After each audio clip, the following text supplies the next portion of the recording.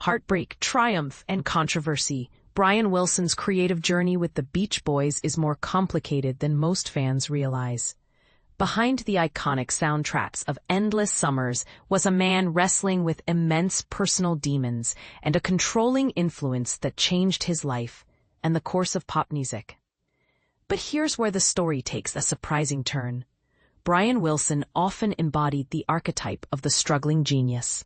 Although the Beach Boys are loved for their infectious tunes about sun-soaked beaches and carefree fun, Wilson, their musical mastermind, was simultaneously enduring serious mental health battles and issues related to substance use.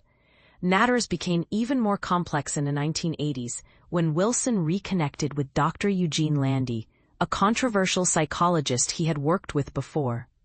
This time, Landy didn't settle for a supporting role. Instead, he inserted himself as Wilson's executive producer, business manager, and even co-songwriter, seizing a staggering amount of control over Wilson's professional decisions. Just 2 months after Wilson's passing at age 82, entertainment lawyer John Mason has opened the door to deeper understanding of Landy's pervasive influence through his memoir Crazy Lucky. And this is the part most people miss. Landy's way of helping wasn't always what it seemed. Mason recalls how Landy's heavy-handed management both helped and hurt Wilson. Diagnosed with schizoaffective disorder and mild bipolar disorder, Wilson needed structured support. Mason described how Brian relied on others for basic self-care.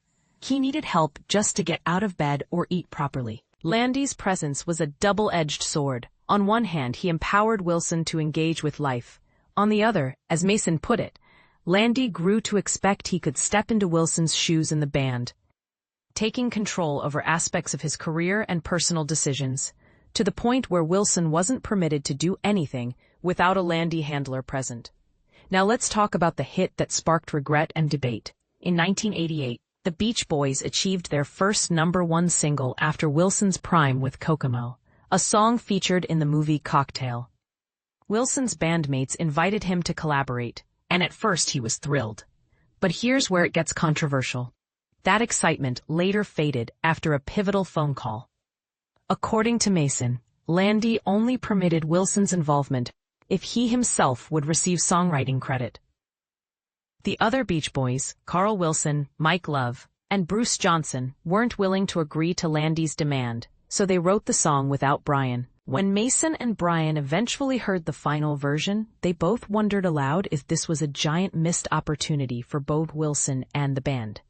And this is where opinions start to clash. While Brian Wilson reportedly lamented his absence from Kokomo, he consistently defended his relationship with Landy, crediting him with saving his life and expressing no regrets about their partnership, even years later. So, what do you think? Was Landy's influence ultimately harmful or helpful to Brian Wilson's legacy?